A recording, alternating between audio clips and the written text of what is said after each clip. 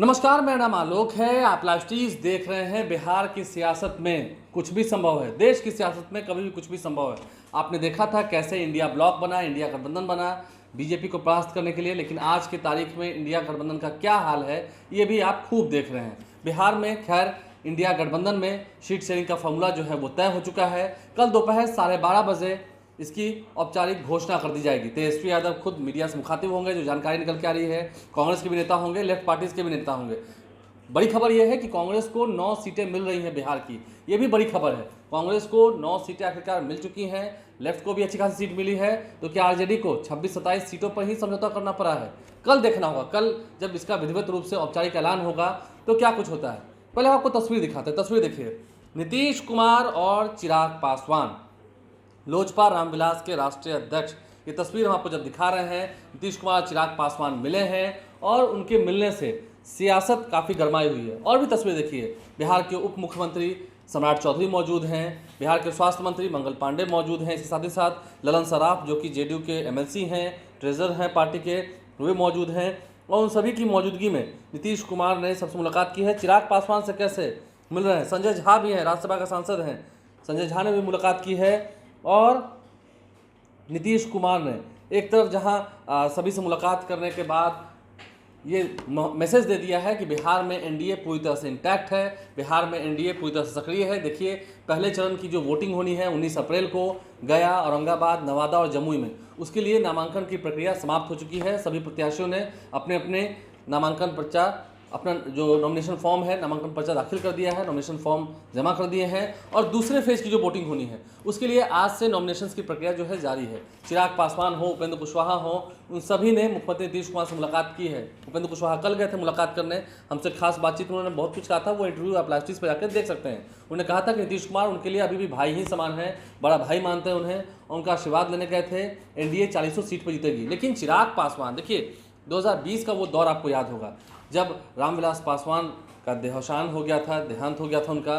उसके बाद चिराग पासवान जो है वो Bihar first, Bihari first vision के साथ तो पहले से चल ही रहे थे, लेकिन बिहार में भ्रष्टाचार कितना है, कितना नल जल योजना में भ्रष्टाचार हुआ है, इन तमाम बातों का उल्लेख वो कर रहे थे, खुलकर कर रहे थे। लेकिन देखना होगा आने वाले समय में क्या कुछ तस्वीरें जो है वो साफ होती हैं। लेकिन अब जो दोस्ताना संबंध है वो दिख रहा है। चिराग पासवान मिलने पहुंचे हैं नीतीश कुमार से, साथ में सम्राट चौधरी भी हो। तमाम तस्वीरें आपको दिखाई हैं। इसलिए मैंने कहा राजनीति में कुछ भी संभव है, राजनीति संभावनाओं का खेल है।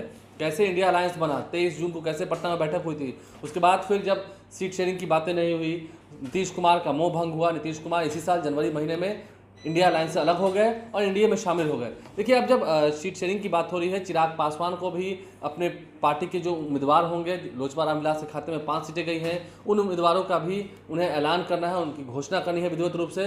उम्मीद है 1-2 दिनों में उसकी भी घोषणा हो जाएगी। लेकिन कल जब इंडिया अलायंस की ओर से सीट शेयरिंग का फॉर्मूला तय हो चुका है, दिल्ली में बैठकें हो चुकी हैं, कल जब इसका ऐलान होना है राजधानी पटना में ही, तो वो तस्वीर हम आपको जरूर दिखाएंगे। लेकिन उससे पहले तेजस्वी यादव की टेंशन भी थोड़ी बढ़ जाएगी।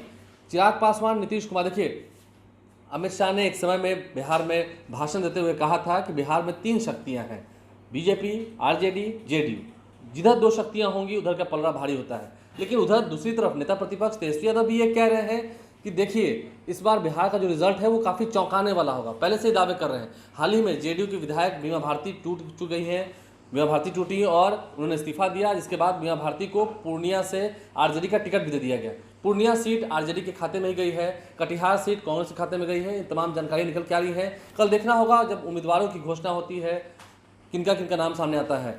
कई ऐसे प्रत्याशी हैं जिन्हें सिंबल तो दे दिया गया है, बात बहुत बिगड़ गई थी। लेकिन तेजस्वी यादव की टेंशन बढ़े क्यों ना। देखिए, एक तरफ जहाँ पप्पू यादव हैं वो कह रहे हैं कि हम चुनाव लड़ेंगे, हम चुनाव लड़ेंगे ही लड़ेंगे, नामांकन कराने की भी बात हो रही है। अब देखना होगा क्या कांग्रेस पार्टी पप्पू यादव को सिंबल देती है, क्योंकि पप्पू यादव ने अपनी पार्टी का जो विधिवत रूप से मर्जर है, विलय है, वो कांग्रेस पार्टी के साथ कर दिया था इसी महीने, मार्च के महीने में, होली के त्यौहार से पहले। तो उसके बाद अब जब पूर्णिया का पेच खुल गया है, पूर्णिया में जो गुत्थी थी वो सुलझ गई है। लेकिन पप्पू यादव का क्या, देखिए वहाँ के जो स्थानीय लोग हैं, जो वहाँ के स्थानीय खास करके यादव समाज के लोग हैं, वो काफ़ी गोलबंद हो गए हैं। क्योंकि पप्पू यादव ने प्रणाम पूर्णिया कार्यक्रम के जरिए काफ़ी ज़्यादा लोगों के बीच जाकर सहानुभूति बटोरी थी। और पप्पू यादव अभी भी बोल रहे हैं, मर जाऊंगा लेकिन पूर्णिया छोड़कर नहीं जाऊंगा।